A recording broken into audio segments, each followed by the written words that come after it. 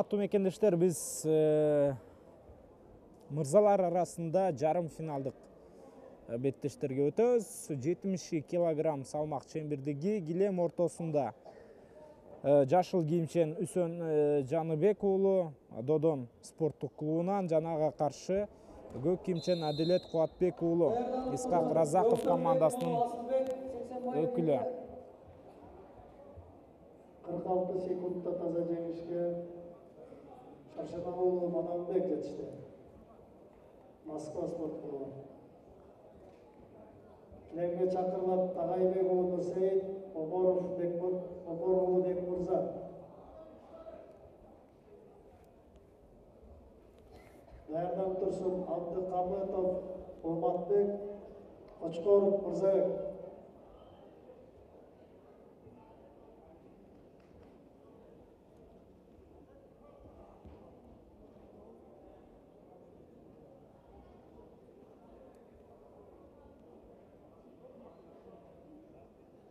Балбандар 1 минутта күрөштү, 2 минутта убакыты бар. Азыр балбандар 1 мүнөт күрөшүп эч кандай упай ала элек. Биринчи эскертүүнү жашыл кийимчен Үсөн Жаныбек уулуна берүүдө калыс. Обор уулу Бекмырза. Эми албетте активдүүрөөк күрөш керек Үсөн. Камбатов Оматбек, Кочкоров Мырзабек.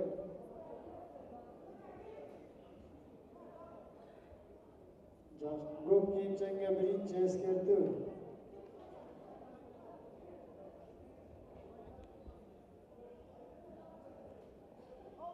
Жакшы. Коргонуусу жакшы балбандардын, бирок чабылгана деген суроо жаралат. Албетте коркуп күрөшүп жаткандыгы көрүнүүдө, эки балбандын тең, себеби жеңилип кала турган болсо, анда жарым финалды жеңилет. Бул деген өтө жагымсыз көрүнүш. Балбандардын 1 минут убактысы бар. Азыр балбандардын 1 мүнөт убактысы калгандыгын калыс айтууда. Демек, акыркы мүнөттө жок дегенде өтө активдүү күрөшүш керек. Жок дегенде ошол акыркы мүнөт маанилүү деп айтсак дагы жарашат. Жана соңку мүнөттөр, соңку аракеттер, эки балбан тең ачылып күрөш алып бара баштады. Жаман эмес, бирок бул жерде эскертүү берилди. Жок, эскертүү берилген жок. Кантип эскертүү берилген жок, мен түшүнгөн жокмун. Бирок 1 упай берилди. 1 упай оңгурча балбанга.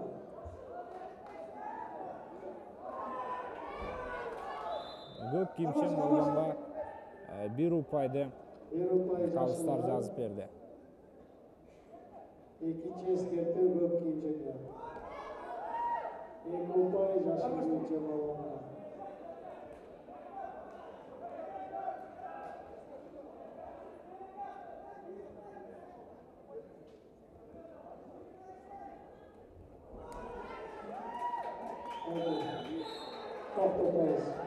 Балбандардын 20 секунд убактысы бар.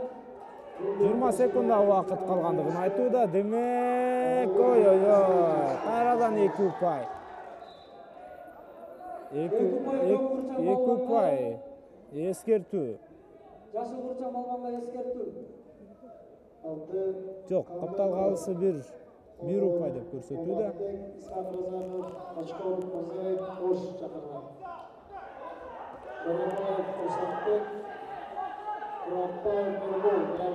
Эң соңку секундалар жана Үсөн Жаныбек уулу азыр бардык аракети менен чабылды. Байкай туралы. Классикалык үлгү чалгыбага мүмкүн эмес. Жана 1 упай жашыл кийимченге көрсөтүлдү. Упай артыкчылык менен жеңишке Жыйынтыгында Адилет Кубатбек уулу Исхак Разаков командасынын өкүлү упайлардын эсебинде жеңип чыкты. Куттуктап өтөбүз балбанды. Ал эми Үсөн Жаныбек уулу албетте утулганды да билиш керек.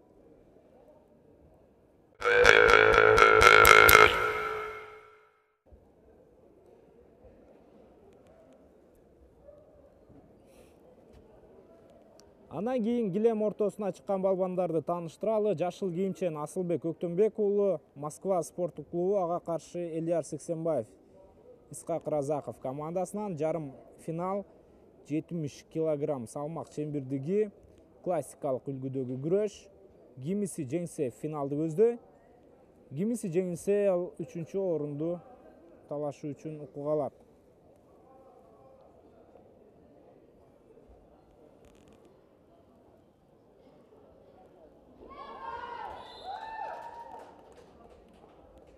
Эки упай көк кийимче балбанга.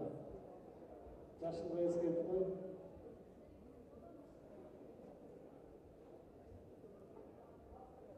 Такап аткандыгын айтып кой, такап. Сол колуңду такап ат.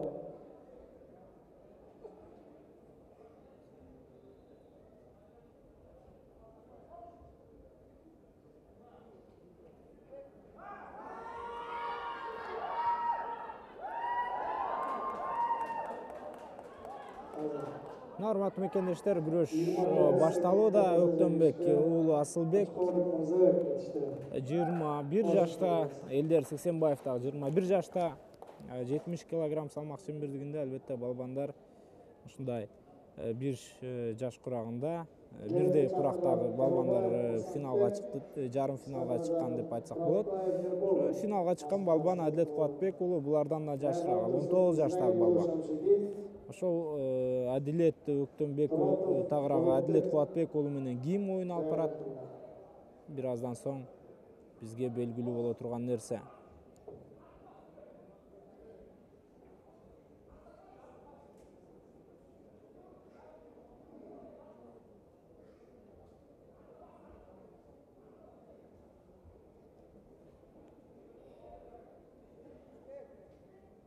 Кайрадан чакырабыз. Карабаев Усанбек.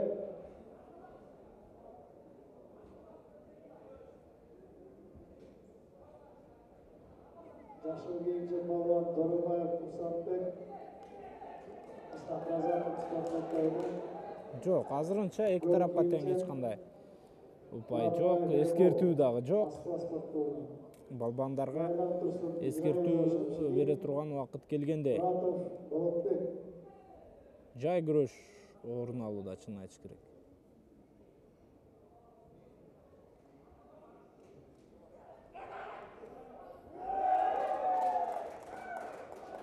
Эки упай жашыл кийимче балбанга.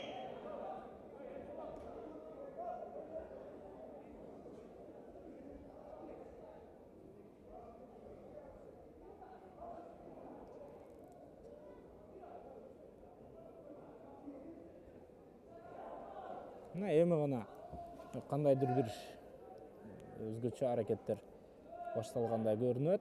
Убакыт өтүүдө, убакыт аз калды. Андыктан бир аз ыкчамыраак күрөшсө балбандар үчүн жакшы болмок.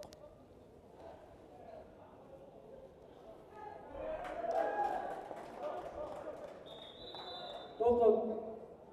Бир упай жашыл кийимчеге. Жок, эч кандай упай жок бул жакта. Болгон эскертүү берилди көк кийимчен балбанга. Эскертүү берилди, аны калыс караган жок. Руслан, мадамин, ал жерден жылгыла.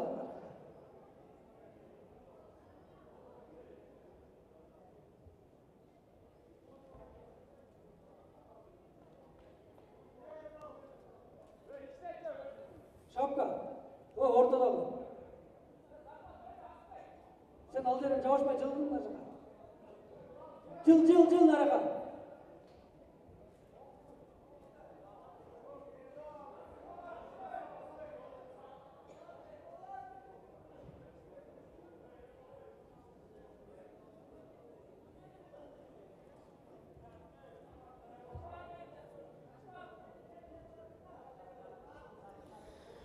Убакыт өтүүдө барган сайын балбандардын жеңишке жетүүгө болгон аракеттерин көрөбүз деген ойдобуз. Убакыт аз калган мезгилде албетте артта калып баратканы ыкчамыраак кыймылдай баштайт. Алдыда келе жаткан андан дагы жакшыраак кыймылдаш керек. Атаандашына кандайдыр бир чабуулду жасоого мүмкүнчүлүк бербеш үчүн.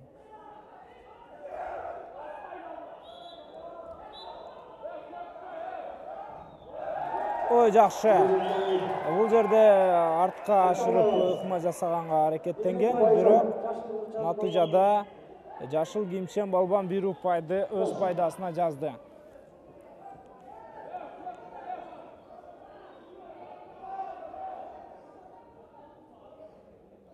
Табло иштесе болмок.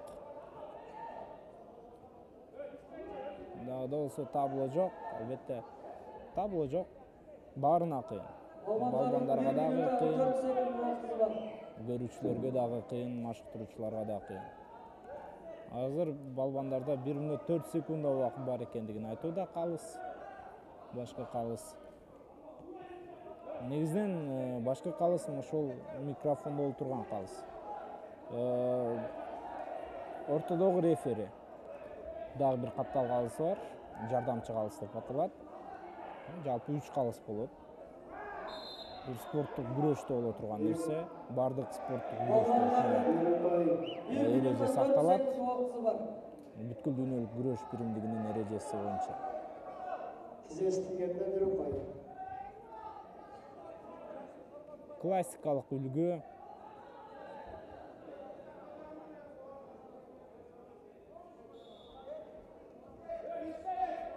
Жашыл бурчак балбанга биринчи эскертүү. Ал ортодо жашыл кийимчен балбан Асылбек Өктөмбек уулуна эскертүү берилди. Тур, карбашкылар.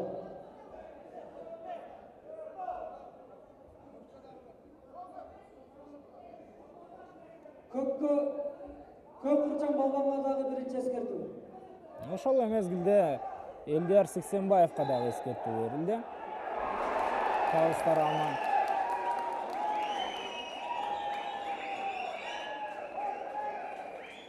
Каза жеңишке Туракбаев Эрбол жетишти. Москва спорт клубу.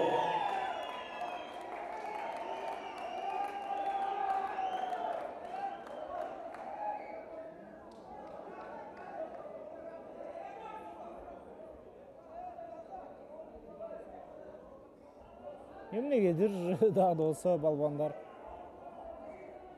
бири-биринин курларынан кармай албай кыйналып жаткан учуру. Балдар дагы эскертүү аласыңар азыр.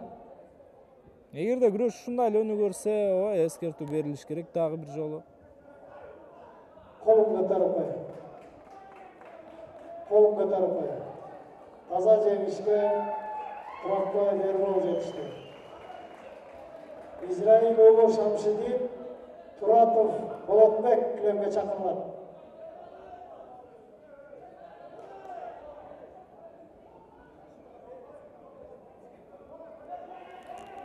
Жашыл азырда эскертүү аласың да бир жолу, кармашпасаң.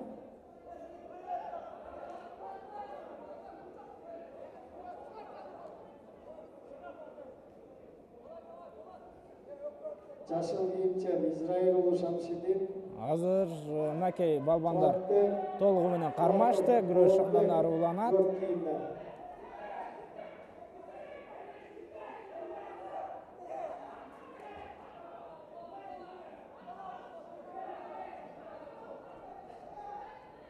Ой. 1 упай азыр. Жок, 2 упай көк кийимченге берилди. Бурчак балбанга Жана эскертүү. бир эскертүү жашыл бурчак балбанга. Демек акырындап Элдияр Сексенбаев алдыга чыгууда.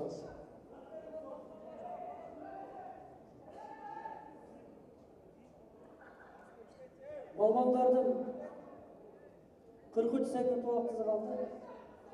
Бул беттешүүдөн кийин Агилем 65 салмактагы кыздарыбыз даярдап турсун. Абдымалик кызы Иллоза, Каныбекова Алина Агилемге даярдап тургула 65 салмак.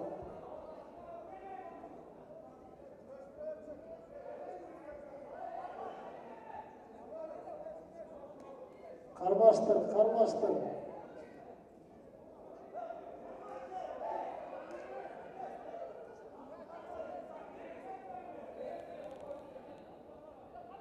Канча убакыт калгандыгы азырынча бизге даана белгисиз, так белгисиз.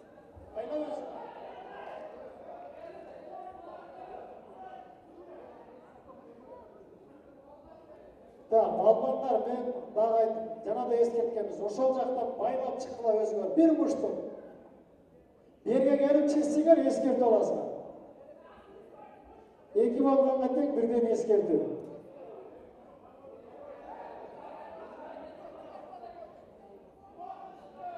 Балбандар бири-биринен курун кармай албай эле кыйналууда. Бул беттешүүдөн кийин даярданып турсун 65 салмактагы кыздарыбыз. Албетте тоскоолдук жаратат. Өтө ыңгайлуу кылып кармаш керек. Башкы максат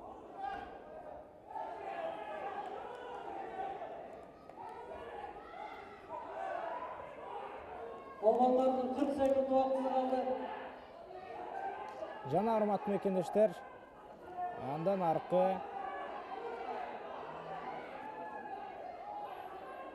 күрөштүн эң кызуу учурлары жана кайрадан 2 упай.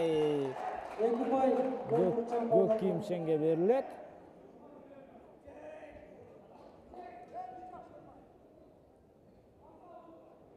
Упайлардын эсеби 4-1 алдыда көк бурчан болгон. Азырынча 4-1 эсебинде Элдер Сексенбаев алдыда келүүдө. Исхак Разаков командасынын өкүлү. Токтот. Токтот дегенде сиз ышкырык болгондой ыкма жасабак. Жашылдан ыкма колдонбой күрөшүп аткан үчүн экинчи эскертүү. Жашыл кийимченде 2 эскертүү бар. Көк кийимде 1 эскертүү. Азыр мына ушул белди карматып коюп жаткан учурдан бир аз Асылбек Өктөнбек уулунда маселе бар окшойт. Ошого байланыштуу ал көп упай тарттырып жибергендей көрүндү. Мага ошондой сезим калтырды, билбейм. Сиздерге кандай сезим калтырды?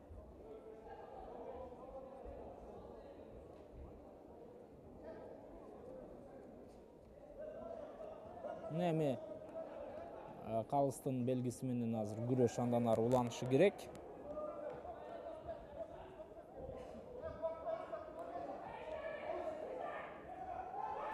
Жакшы, ал мезгилде таза жеңиш болгондой. Жок, 2 упай берүүдө.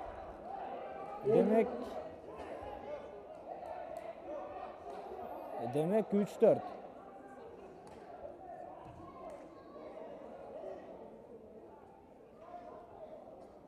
Азыр челлендж каралат. Мыйзам боюнча баары тең, эреже боюнча.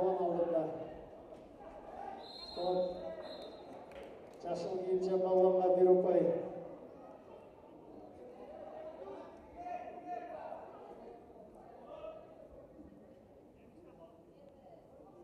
Бармакты оробой карматып кой, Алмаз, көктө. Көк бармагы чап.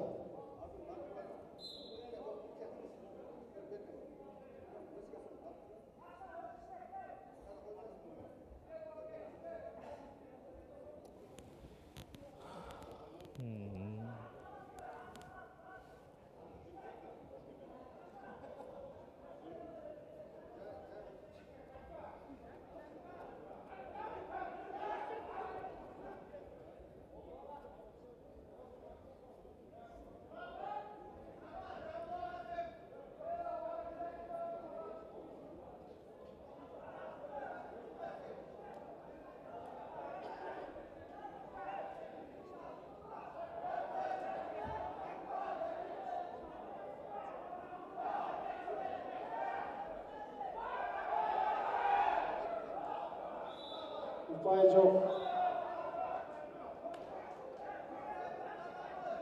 Ортого.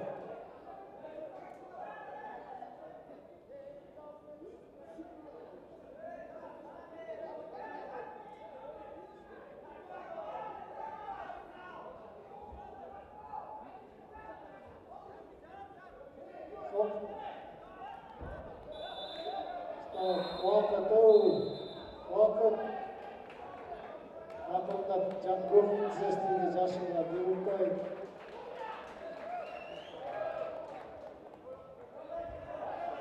Уақыт бүтті уже болды. Берупай Көпқұрчан балбанға. Дагы бир упай көк кийимчен балбанга берилди. 18 секунда убакыт калган экен. Беттештин аягына чейин. Буга чейин негизинен 5-1 алдыда Көпқұрчан балбан. буга чейин негизинен 2 упай Асылбек Өктөнбек уулуна берилди эле, бирок калыстар тобу кайталоодон көрүп чыгып, натыйжада эсепти 18 секунд убактысы бар. Алдыда өзгөртүштү. Көпқұрчан балбан. Есеп 5-1 алдыда Көпқұрчан балбан. Акыркы 18 секундда 5-1 эсеби Элдияр Сексенбаев алдыда. Эми Асылбек Өктөнбек уулуна эмне керек? Албетте бир аракетте таза чабыш керек, ошондо гана ал жеңишке жетет. Болбосо жеңишти багынта албайт. Баары тең эреже алкагында болууда. Биз эч нерсе туура эмес болду деп айтпайбыз.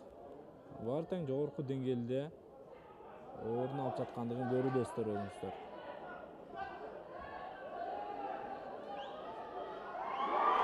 Өтө жакшы. Көк кийимчен Элдияр Сексенбаев жыйынтыгында таза жеңишти багынты. Жана Исхак Разаков командасынын өкүлү финалды көздөй жолдомо алды. Албетте өтө көп убакытка созулган беттеш болду. Мүмкүн болсо мындан эртерээк бүтүргөнгө аракет кылыш керек. Эл зеригип кетти окшойт менин оюмча бул беттешти көрүп отуруп. Жашыл кийимчен балбан Куатбек уулу Адлет Исхак Разаков спорт мектебинен, жашыл кийимчен балбан көк кийимчен балбан Сексенбаев Элдияр Исхак Разаков спорт мектебинен.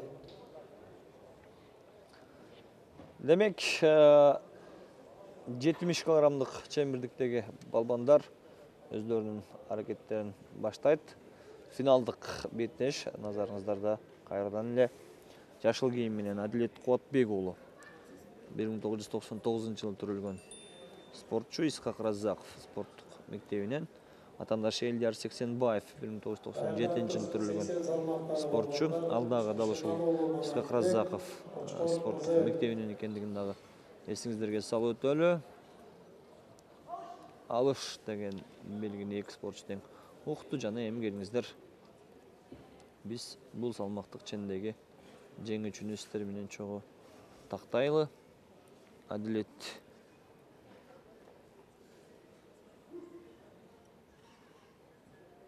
Куатбек уулу же Элдияр Сексенбаевпы?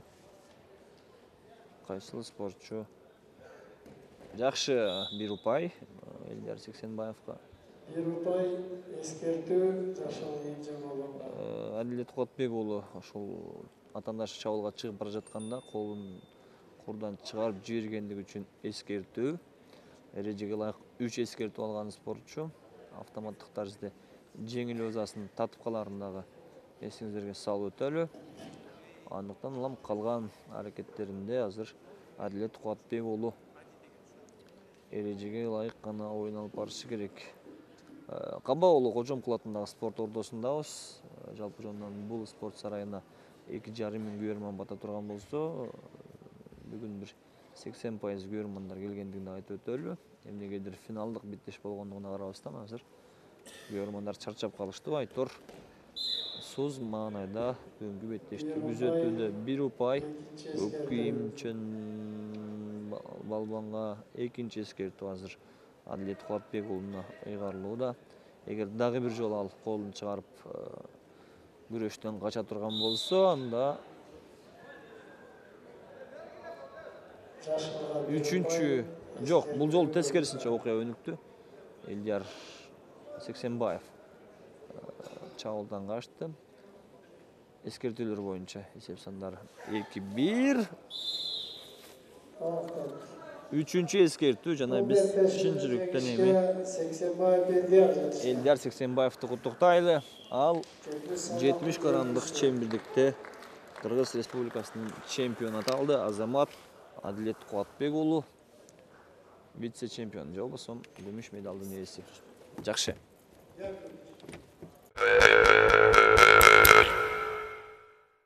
Üçüncü orunda 70 salmakta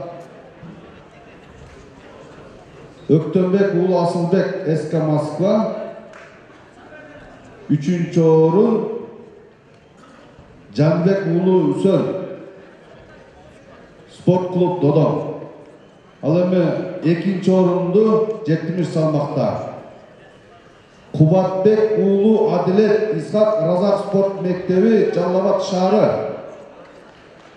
Alemi bugünkü 70 salmaktın çempiyonu olup Seksenbayev Elyar ataldı. İshak Razak Sport Mektebi Callabat Şahrı. Estelik için süre.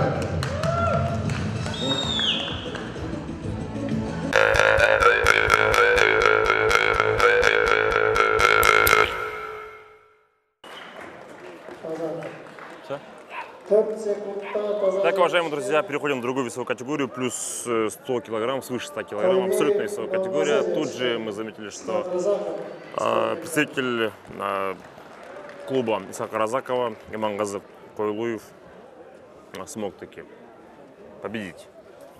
Чистый бросок, таза Денич, и выходит дальше. То есть зарабатывает баллы. Это ведь абсолютно весовая категория. Здесь идет именно круговая система подсчета очков.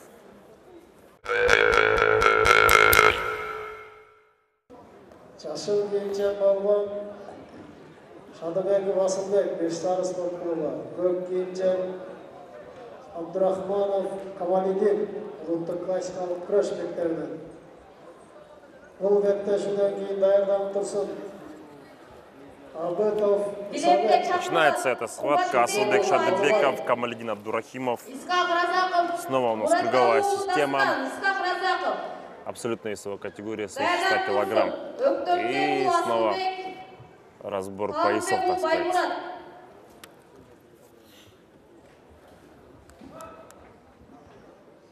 Помогают друг другу завязать пояса. И судья, и Асылбек Шадыбеков, и Камалидин Абдурахимов в том числе.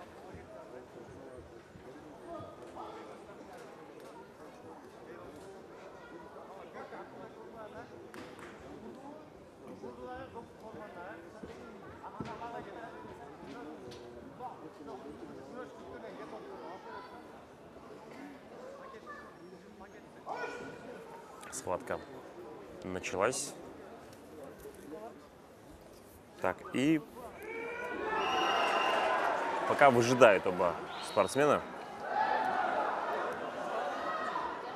кто знает, в абсолютно весовой категории на третьих всемирных играх кочевников была отдельная дисциплина борьбы. Великая борьба кочевников, которая специально была разработана для именно этого турнира. И там, конечно, выступали и наши. Кирек Куралов и Нурбек Куджибеков. Но, к сожалению, оба они не добрались до финала. А выиграл Айдын, Монгуш Айдын из России. Стал самым сильным борцом среди национальных видов спорта, именно среди национальных видов борьбы. Так, ну, туда проходили, почему мы завели эту тему, туда проходили именно спортсмены из абсолютно весовой категории, то бишь свыше 100 килограмм.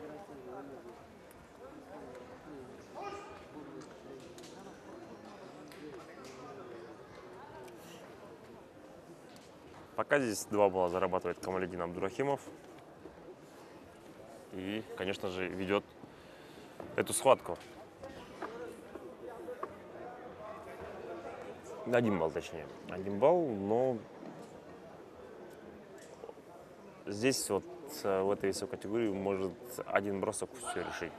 В других тоже, но здесь в плане того, что очень массивные ребята, чистый бросок на спину провести, то всем телом также навернуться, соответственно, можно уже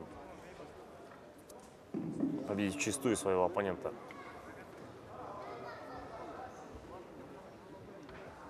Килемге чакырылат Өктөрбек уулу Асылбек, Талантбек уулу Баймурат. Даярданып турсун Үсөнов Манас, Сексенбаев Элдияр.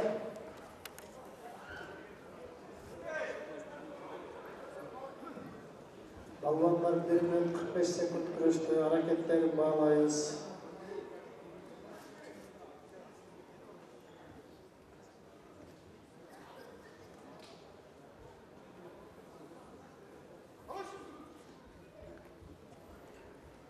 Слышим команду «Алыш».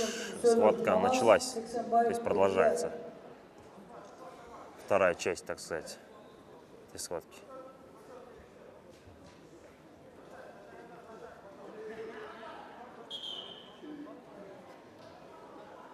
Биринчи эскертүү жашы кийимче болгонго ыкма колдонбой күрөшүп атканы үчүн.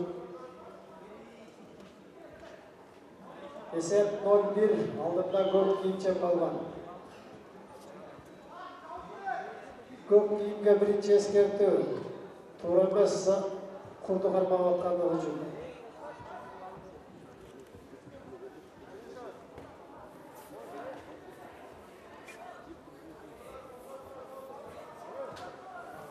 Эсеп 0-1, алдында көк кийимче болгон.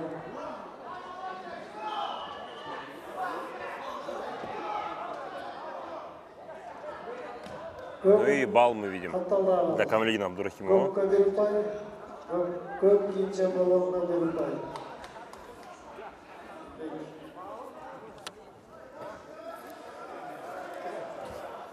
Так, челлендж мы увидели, выброшенный со стороны Асылбека Шадыбекова.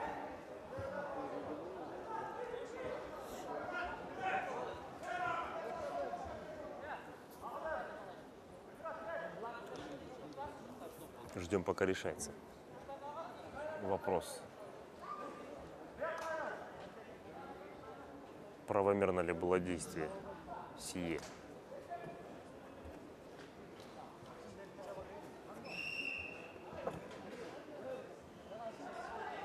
Көк курчаң болгонго биринчи эскертүү.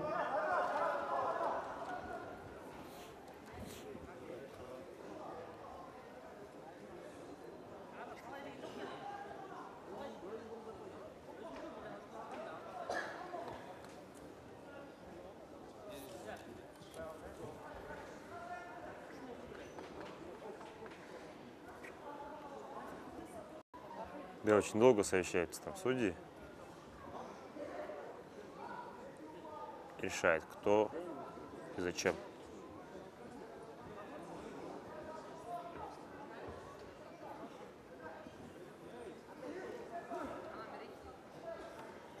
Нам остается тоже вместе с вами, уважаемые друзья, подождать.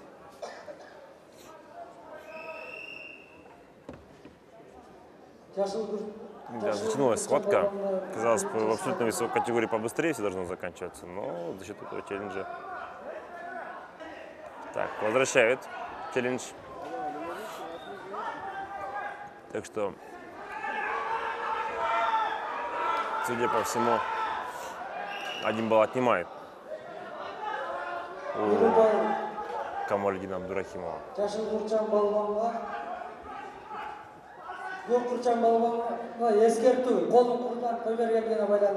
Так, предупреждение для Абдурахимова, а для спортсмена в зеленом, для Асылбека Шадыбекова 1 балл. Говорят судьи. Так, если еще одно будет предупреждение для спортсмена в синем Камаледина Абдурахимова, то он проигрывает встречу, потому что будет 3 уже предупреждения.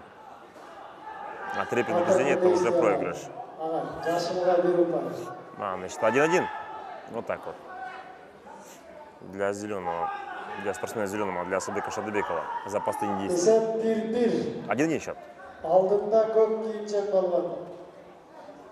Впереди Камаледин Абдурахимов, именно говорят. За счет качества броска, судя по всему. Нужно либо удержаться, либо же бросить. И бросает таза, по-моему, должно быть. Да, таза. Так есть, таза. Побеждает Камаледин Абдурахимов. Пошел уже рисковать Асылбек Шадыбеков. Но таза побеждает Камаледин Абдурахимов. улуттук классикалык күрөш мектебинен. Кармаштырма. Национальной школы классической борьбы.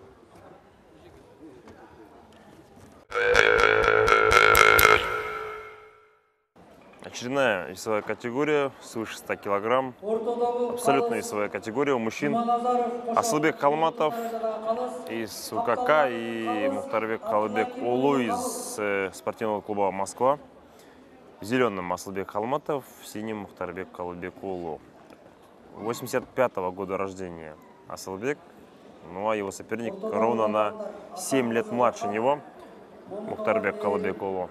Даярданып турсун Жыргалбек кызы Акчолпон, Алибай кызы Улкан. Даярданып турсун Жунусов Кумарбек, Баткен Келсинбеков Кадыр.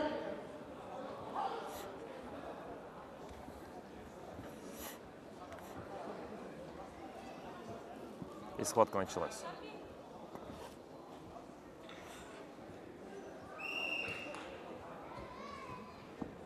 Екубай Гөкурчан балбанга.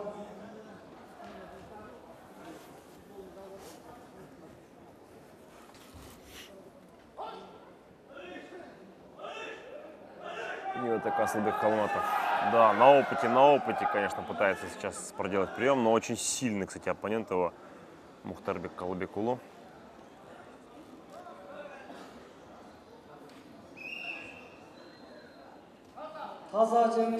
Таза жеңишке Момунова Мээрим жетишти. Бишкек алыш.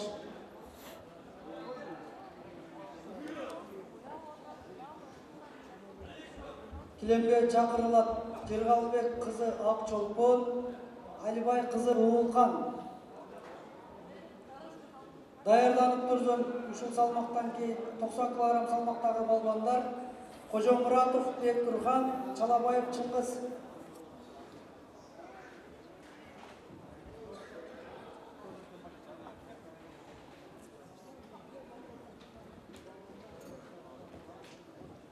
Не ждем мы очередных моментов, пока счет не открыт, уже больше минуты. Спортсмены проявляют себя, пытаются бороться.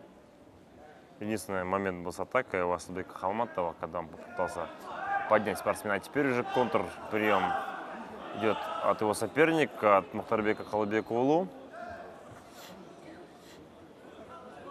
Ну и что здесь?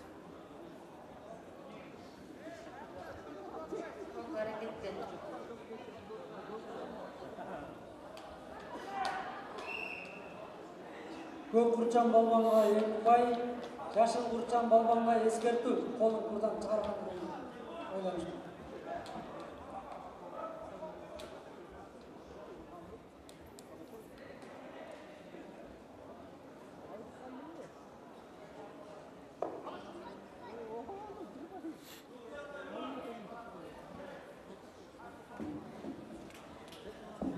Да, вот затишье прям наступило аж.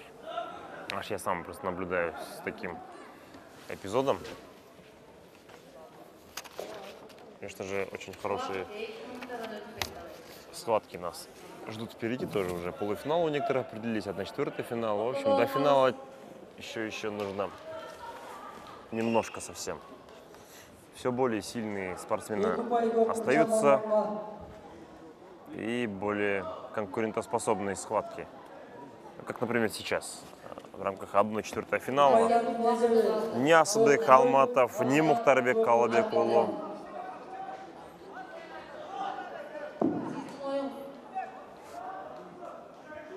вообще вот ни одного приема не проделали спортсмены. Ничего не было сейчас. И время завершается ведь. А ни одного приема не было. За несколько секунд бывает решают судьбы.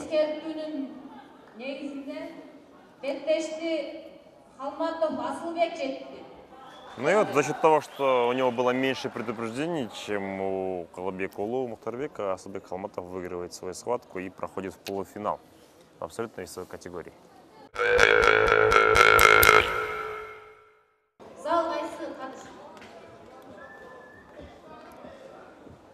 Очередная схватка Кумарбек Джунусов. в зеленом. 87-го года рождения из Баткена. Кадыр Кельсимбеков в синем.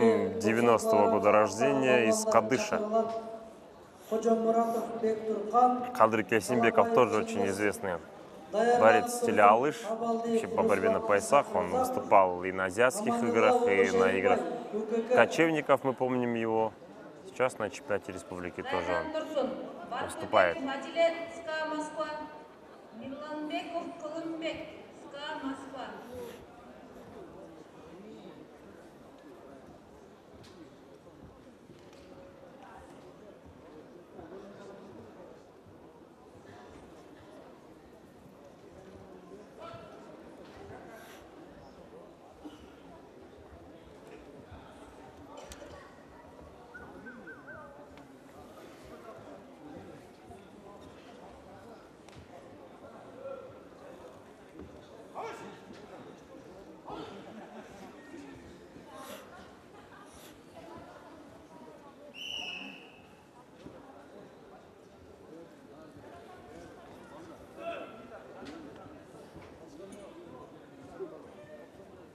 Пока ничего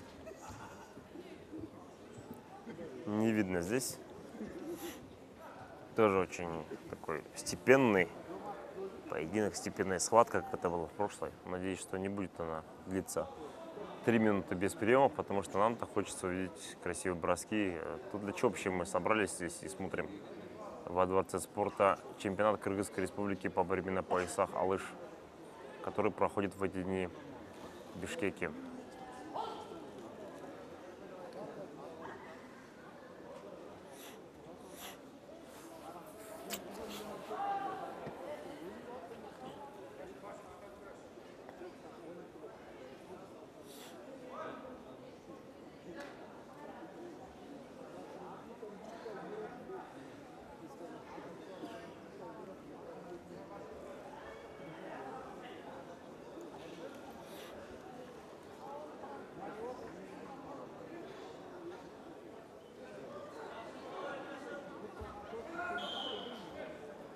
И надоело судье.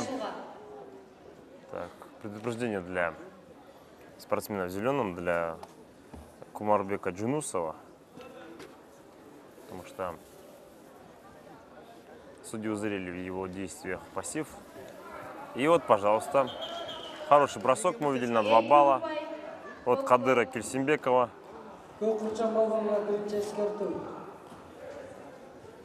Кадыр, конечно, силен на самом деле. Вот сейчас тоже он в очередной раз показывает свои умения. Отличный бросок на 2 балла. И это затишье он переводит в успех. Минута 40 прошла с начала этой схватки. Кадыр Кельсимбеков, известный представитель нашей страны по этому стилю борьбы на поясах. Сегодня тоже хочет, я думаю, в очередной раз выиграть республику, свою копилку занести таки золотую медаль, почему бы нет.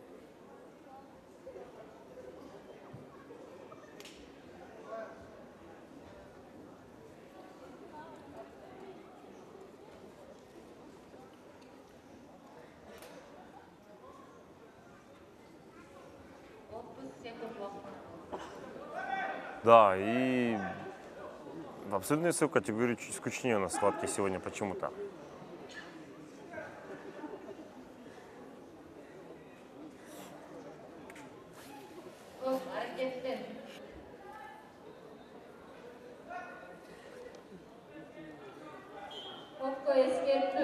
Так, предупреждение для Кадыра Кельсимбекова. Остается у нас совсем немного. 7 секунд. Жашы Уурчан Балбонго биринчи эскертүү. Все, время заканчивается. Кадыр Кельсимбеков побеждает. Он выходит дальше в полуфинал. А против Асылбека Халматова будет бороться. Нас ждет очередная схватка.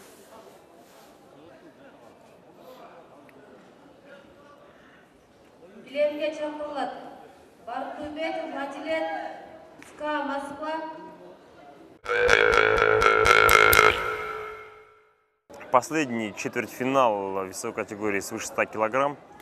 Абсолютно весовой категории. Мангазы Койлуев в зеленом и Камаледин Абдурахимов в синем. Мангазы Койлуев из спортклуба имени Исхака Разакова, а Камаледин Абдурахимов из национальной академии борьбы. 10 секунд уақыты қалды.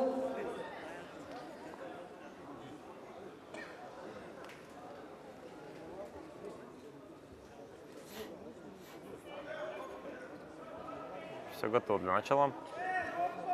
Предыдущие схватки были, конечно, очень затяжные. Третья схватка, две первые были затяжные, а третья схватка была без соперника, поэтому Адлет Баркубеков вышел в полуфинал без соперника. Так, ну и здесь Мангазы Койлуев и Камаледин Абдурахимов выяснить отношения и посмотрим, кто же из них сильнее окажется.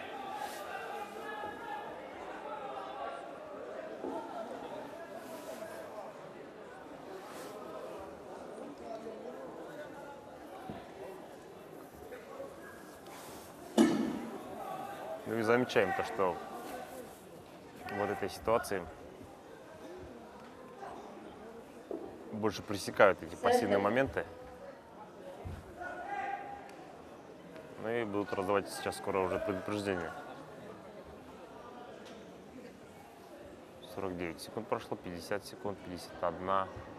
В общем, уже минута прошла, также все пассивно, как в начале схватки, как и в двух первых предыдущих схватках.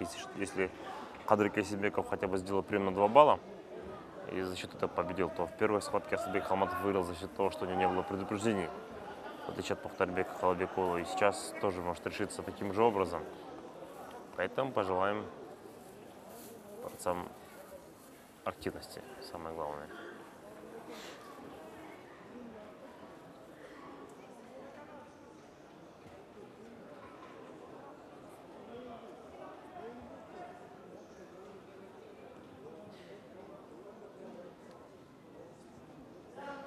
Yaşlı hareketten.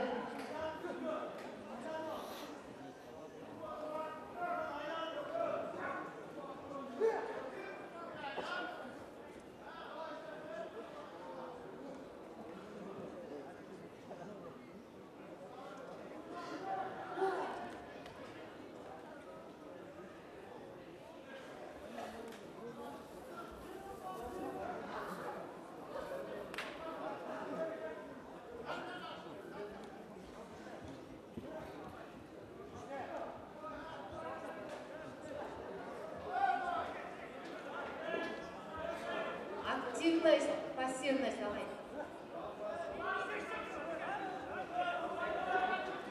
Да, ну вообще никому не раздают предупреждения, вот за счет этого-то и беспокоятся многие.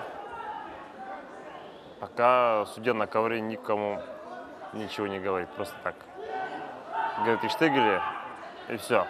Актив дюрек, там вот такие, да, слова, рядовые обычные, но не наказ, в общем, не пресекает, санкций никаких нету.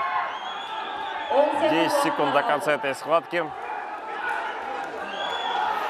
Ну и тоже сделает прием. И вот бросок есть в концовке. В концовке таки получилось у Камаледина Абдурахимова выиграть. 1 секунда точно не сможет здесь сравнять счет. Мангазы Койлуев — это нереально просто, чисто физически невозможно. Даже Нурбек Кожибеков такого не смог бы сделать за 1 секунду, да? Со стойки. Все. Камаледин Абдурахимов проходит в полуфинал. Встретится с Адлетом Баркубековым. Поздравляем Камаледина, он в полуфинале.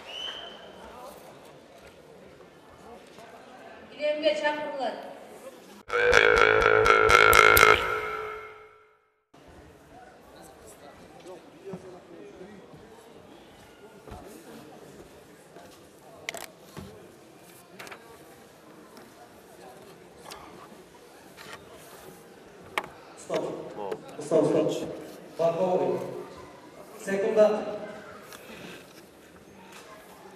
Тренерин отырсын.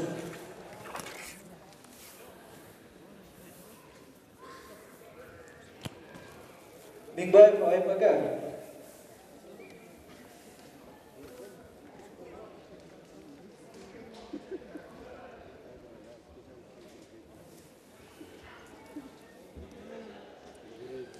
Урматтуу мекендештер, азыр 100 килограммдан жогорку салмак бөлүгү классикалык үлгүдөгү алыш күрөшү боюнча өлкө чемпионаты. Килем ортосунда Асылбек Халматов, ал жашыл кийимчен, ага каршы Кадыр Келсинбеков көк кийим менен ортого чыгууда. Асылбек Халматов ал улуттук классикалык күрөш мектебинен келип күрөшүп жаткандыгын белгилеп коюшубуз керек. Ал эми Кадыр Келсинбеков учурда 5 сары командасында машыгып келет. Негизинен Аксы командасынын дагы намысын коргоп жүргөн балбан. 30 секундадай убакыт өттү. Албетте чоң салмак чембирдиги, бул жакта ылдамдык бир аз жайыраак болот, бирок бир жакшы чабуул аракети натыйжада таза жеңиш менен жыйынтыкталып каларын дагы белгилеп коюшубуз керек. Кадыр Келсинбеков 2 жолку көчмөндөр оюндарынын катышуучусу жана экөөсүндө тең байгелүү орунга илинген. Андан сырткары Абсамат Масалиев атындагы ошол эл аралык мелдештин жеңүүчүсү, өлкөбүздүн бир нече жолку жеңүүчүсү. Ошондой эле жана башка Азия дүйнө чемпионаттарына да катышып келген жайы бар. 2013 жылы Кадыр Келсинбеков, эсиңиздерде болсо, Орусиянын Казан шаарында өткөн белбоо күрөшү боюнча, ошол универсиадада, жалпы дүйнөлүк универсиадада белбоо күрөшү боюнча коло байгени утуп келген болчу. Азыр күрөштүн толук жарымы Жашыл чапанча балбанына иштебеген байланыштуу биринчи эскертүү. Күрөштөн бир аз олактагандыгы үчүн жашыл кийимче эскертүү берилди. Андан кийин Кадыш Келсинбеков өзүнүн биринчи упайын алгандыгын көрдүк.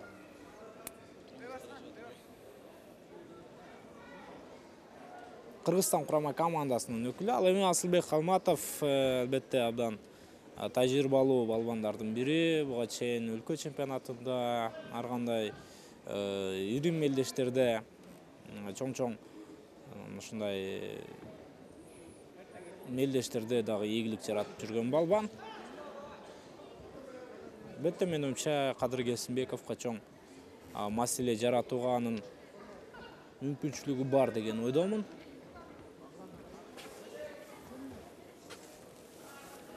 Ал эми калганын күрөш өзү көрсөтөт.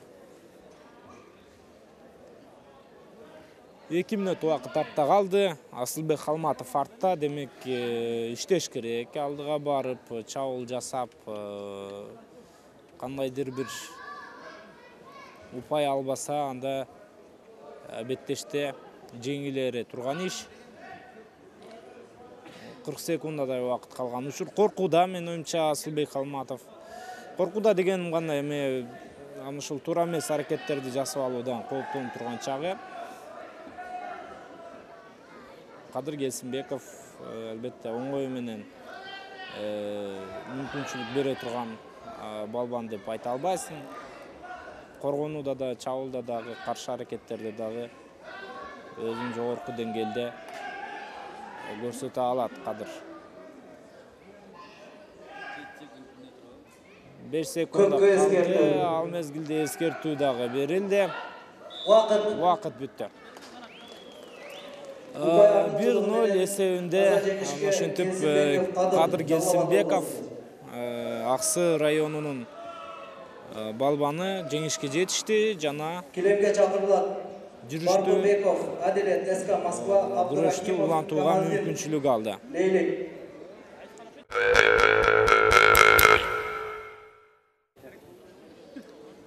Урматтуу мекендештер, 100 килограммдан жогорку салмак чембирдигиндеги экинчи жарым финалдык күрөш жана килем ортосунда азыр жашыл кийимчен Адилет Барпыбеков, Москва спорттук клубу, ага каршы Камалетдин Абдурахимов, улуттук классикалык күрөш мектебинен келген балбан.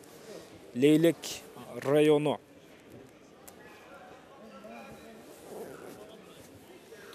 Ортодогу калыстын алыш деген белгиси менен күрөш башталды.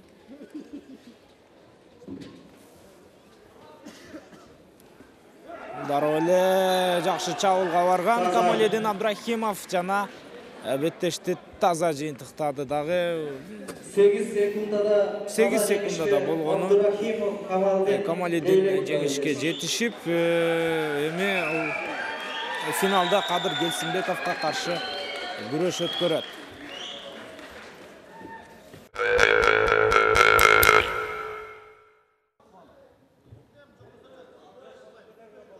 Жоқ.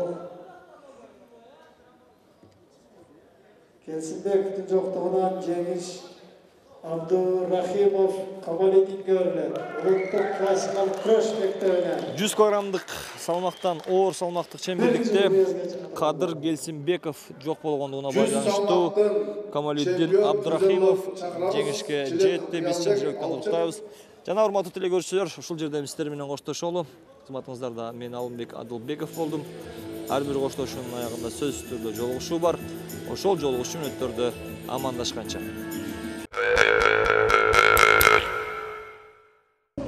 Оор салмакта 3-чү орунду Баркубеков Адилет СК Москва. Бирөө медалды, бирөө диплом.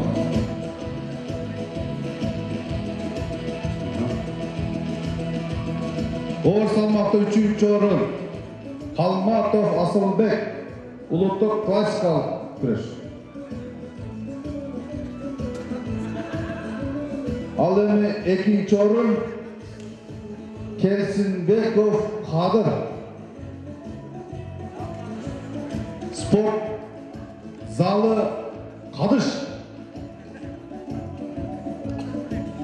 Ал эми бүгүнкү оор салмактын чемпиону болуп Абдрахимов Камаледин аталды. Улуттук классикалык кыргыз күрөшү. Эстелик үчүн сүрөт